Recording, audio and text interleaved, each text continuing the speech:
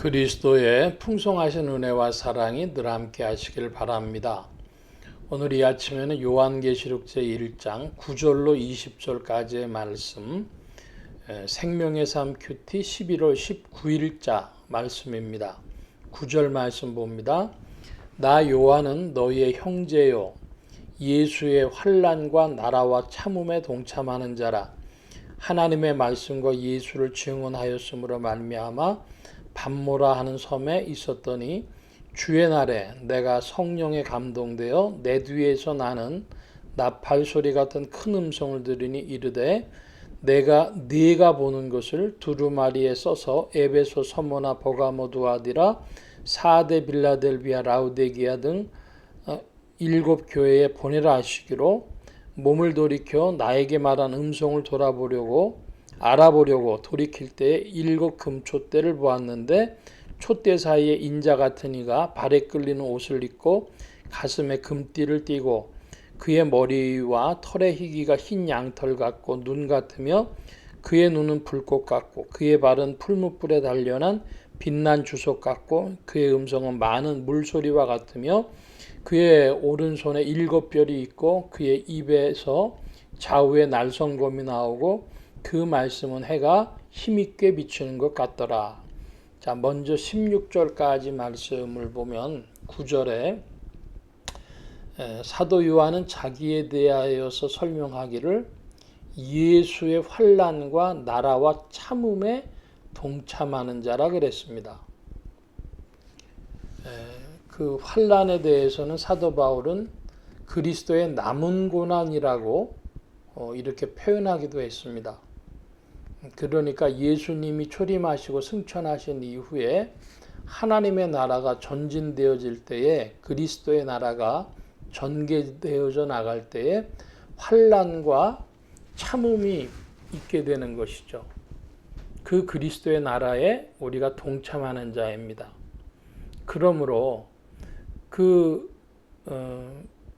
그리스도 신앙을 설명을 할 때에 그 그리스도교 신앙에는 꼭 그 인내가 환난과 인내가 또 강조돼야 됩니다. 그런데 그 요즘에 보면 복음주의를 이야기하면서 그런 인내에 대해서는 별로 이야기하지 않는 마치 마술과도 같은 믿음을 주장하는 이들이 있어요. 많이 있습니다. 그 대표가 구원파죠. 얍하면은 그 하나님 나라가 나타나고 아담은 새로운 피조물로 바뀌는 것 같지만 그리스도께서 하신 그 일은 인류 지구의 역사 안에서 계속 되어지며 전진하고 오늘도 한 사람의 인생 속에서도 계속 선포되고 전진하는 것인데 그 안에 씨름이 있습니다. 그러므로 환난과 참음이 있게 되어지는 것이죠. 11절에 보면 교회 이름들이 나오고 그리고 13절에 보면 인자 같은 이가 그랬습니다. 가슴에 금띠를 띠신 인자 같은 이는 그리스도 예수를 말씀하는 것으로 해석을 합니다. 가슴에 금띠를 띄었다. 황금 가슴이라는 겁니다. 옛날에 벌써 한 4, 50년 전 이야기죠. 그 팝송 가수 중에 그 닐 영이라고 하는 사람이 Heart of Gold, Heart of Gold라고 하는 그런 노래를 불렀습니다. 그러니까 황금 가슴이죠. 가슴에 금띠를 띠셨다. 예수 그리스도의 그 사랑에 대한 표현입니다. 우리 안에서 아담이 아닌 그리스도의 신성을 드러내는 것은 황금으로 표현되어지는데 가슴에 금띠를 띄었다. 그 사랑이라고 하는 것은 참으로 하나님의 성품입니다. 주여 우리에게 하나님의 성품을 분비하여 주옵시고 주님의 연단하심 안에서 우리에게 사랑이 나오게 하여 주옵소서. 여러분 그와 같은 기도의 제목이 여러분과 또 함께 있기를 바랍니다. 여기 보면은 16절에 이상한 표현이 나오는데요. 그의 입에서 좌우에 날선검이 나오고 그랬습니다.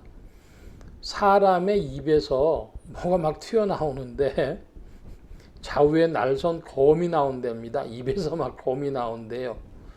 이건 만화로 그려도 좀 우습지 않겠습니까? 어떤 상징, 문학적으로 표현하고 있는 것인데요. 좌우에 날선 검이라고 하는 것은 트윈 스워드, 그래서 전쟁용 칼을 말하는 것입니다. 칼에는 주방에서 쓰는 식도도 있고 미장용으로 이렇게 쓰는 그런 칼들도 있고 다양하게 있죠. 그런데 이건 전쟁용 칼입니다. 좌우에 검 날이 섰다고 하는 것은. 근데 그런 이 좌우에 날선검은 영적 투쟁의 무기입니다. 말씀을 말하는 것입니다. 입에서야 말씀이 나가죠. 그 말씀을 좌우에 날선 검이라 그렇게 표현하고 있는 것입니다. 하나님의 말씀이, 주님의 말씀이 영적 투쟁의 무기다. 좌우에 날선 검이다. 기억하시기를 바랍니다. 17절이야 합니다. 내가 볼 때 그의 발 앞에 엎드려져 죽은 자 같이 되매 그가 오른손을 내게 얹고 이르시되 두려워하지 말라. 나는 처음이요 마지막이니 곧 살아있는 자라. 내가 전에 죽었었노라. 볼지어다 이제 세세토록 살아있어 사망과 음부의 열쇠를 가졌노니 그러므로 네가 본 것과 지금 있는 일과 장차될 일을 기록하라. 네가 본 것은 내 오른손의 7별의 비밀과 또 7 금촛대라. 7별은 7 교회의 사자요 7 촛대는 7 교회니라. 예. 여기 18절의 말씀에 지금 이 인자 같은 이가 그리스도임을 나타내는 것은 내가 전에 죽었었노라 하신 말씀이죠. 사망과 음부의 열쇠를 가졌다는 말씀도 그렇고 세세토록 살아있다는 말씀도 그것을 뒷받침하는 구절이 되겠습니다. 우리를 위하여 죽으셨다가 하나님께서 아버지께서 살려주심으로 말미암아 부활하신 예수 그리스도시죠. 여기서 한 가지 좀 짚고 넘어가고 싶은 것은 그리스도께서 십자가를 지시고 죽으셨다가 살아나셨는데 그것을 슬쩍 이렇게 얘기를 하면은 예수님이 자기가 살아나신 것으로 생각할 수가 있어요. 그러니까 자기가 죽음을 자취하셨다가 이제 살아난 것으로. 그런데 예수님께서는 마태복음에도 보여주셨지만은 겟세마네에서 할 수만 있다면 이 잔을 내게서 넘겨달라 이렇게 옮겨달라고 말씀하셨습니다. 그 정도로 죽음은 인생들에게 두려운 것입니다. 그리고 예수님께서는 죽음에 넘기우셨는데 장사 지낸 바 되셨는데 하나님의 능력으로 성령의 능력으로 살아나신 것입니다. 왜 그게 중요하냐 그러면 예수님 스스로 죽음에서 살아나셨다는 완전한 죽음이 아닙니다. 예수 그리스도께서의 죽음은 순종의 표현이었고 예수님의 부활은 하나님의 권능의 표현이 되고 영광의 자리가 되겠습니다. 그러므로 예수님은 참으로 돌아가셨는데 하나님의 권능으로 살아나셨다. 이 말씀 기억하시기를 바랍니다. 내가 전에 죽었었노라. 죽었다 살아나시고 그 생명의 영광으로 부활의 영광으로 들어오신 분은 예수 그리스도십니다. 여기 이제 20절 말씀에 보면은 중요한 상징이 나오는데 7별 또 7 촛대 그럽니다. 7별은 무엇을 이야기합니까? 7 교회의 사자다 그랬습니다. 그리고 7 촛대는 7 교회라 그랬습니다. 촛대가 있는데 그 촛대는 교회들을 말하고 그 교회에 또한 별은 7 별은 그 교회의 사자다 그랬는데 사자라고 하는 것은 보냄을 받은 자라는 것입니다. 사신이라는 것입니다. 그래서 메신저 이렇게 표현하죠. 혹은 옛날에는 그 우리나라하고 중국 사이에 사신들이 왔다 오고 가고 그랬지 않습니까? 그래서 사신, 사자, 혹은 대사 같은 표현입니다. 엠베서더, 메신저, 그 메시지를 가지고 온 자들인데 사도라고 하는 표현도 하죠. 그 사도라고 하는 것은 보낼 사자, 무리도자, 무리에게 보냄받은 자다. 무리는 주님의 무리들입니다. 주님의 양떼들에게 보냄받은 자들이 그 사도들이고, 그런 의미에서 개교회의 목회자들이 오늘날 그 교회에 있어서는 바로 사도적 역할, 사도적 직분, 또 그 교회의 사자다 그러겠습니다. 그러므로 개교회의 목회자들은 매우 중요한 위치에 있습니다. 근데 오늘날 같이 목회자들이 무슨 비리에 연루돼 가지고 뭐 재정의 횡령이 있었다라든지 그 성적인 타락을 보여준다든지 뭐 이런 것들 때문에, 그 다음에 그 언어 생활에 있어서 본이 되지 못하고 욕설을 퍼붓는다든지 뭐 이런 것 때문에 뭐 목회자의 인격을 가지고 얘기하기에는 뭐 이상한 시대가 돼버렸습니다. 그러니까 도저히 그 권위가 존중받지 못하는 것이죠. 전에 지금 돌아가신 지 한 30년 가까이 되셨으니까요. 영락교회를 담임하셨던 그 한경직 목사님이 살아계실 때 세미나를 하시는데 그런 얘기를 하셨습니다. 여기 모여 계신 목사님들, 목회자는 권위를 잃어버리면, 디그니티를 잃어버리면, 그분이 디그니티라 그러셨습니다. 목회자는 디그니티를 잃어버리면 목회할 수 없습니다. 그때는 차라리 목회를 그만두십시오. 그게 하나님의 교회의 이름을 보존하는, 영광을 해치지 않는 길이 됩니다. 그걸 명심하십시오. 그러셨어요. 그러니까 목회자의 디그니티라고 하는 것은, 그 권위라고 하는 것은 말씀을 전달할 사자로서도 권위가 필요하고, 그리고 하나님의 영광을 가리지 않기 위해서도 필요한데, 오늘날 이런 것들이 사라진 세상을 보면서 참으로라도 안타깝게 생각이 듭니다. 목회자의 권위는 무슨 학력에서 나오는 것 아닙니다. 근데 전에는 한국에 1970년대까지만 하더라도 고등학교 졸업이 안 됐었습니다. 근데 지금은 대졸 이상입니다.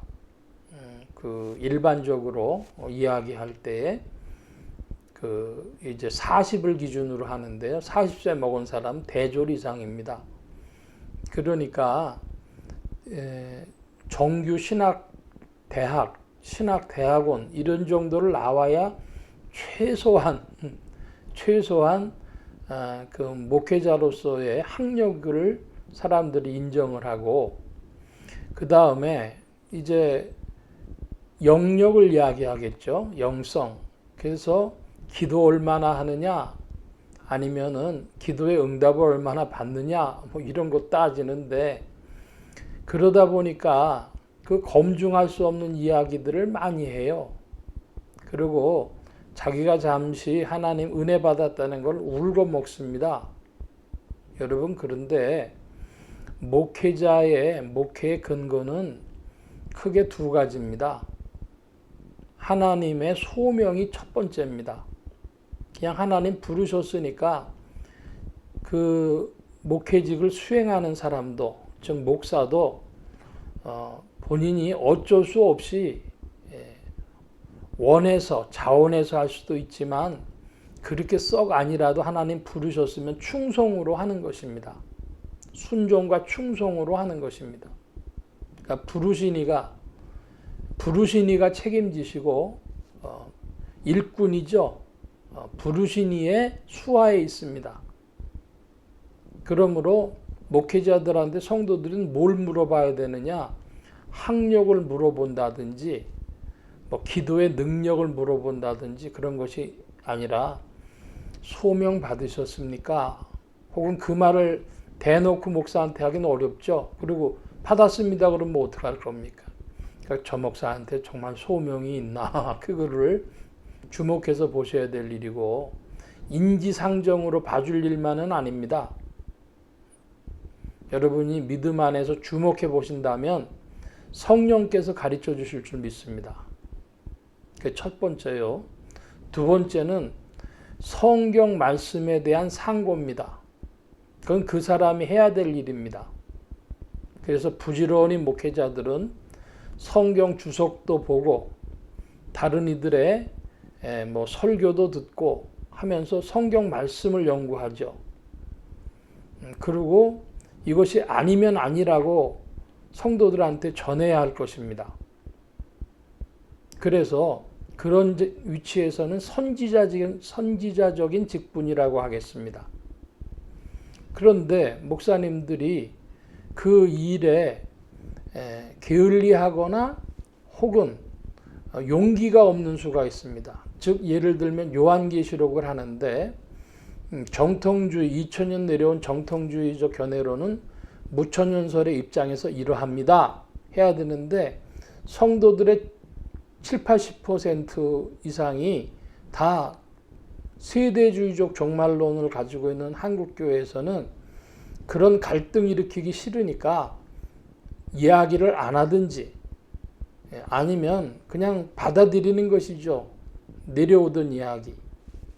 그런데 이제는 한국교회의 목회자들 혹은 신학자들, 성도들까지라도 이 말씀이 그러한가 당연히 이제는 살펴봐야 될 그런 조건을 하나님이 허락해 주셨으니까 그런 의미에서 우리들의 책무인 줄로 알고 말씀 상고하는 일에 힘쓰는 여러분들 되어주시길 바라고 특별히 목회자는 그것이 사명이고 그것이 교회에 보낸 하나님의 사자로서의 일이다.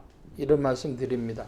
얼마나 중요하면은 7 촛대와 7 별이라 이렇게 표현하셨겠습니까?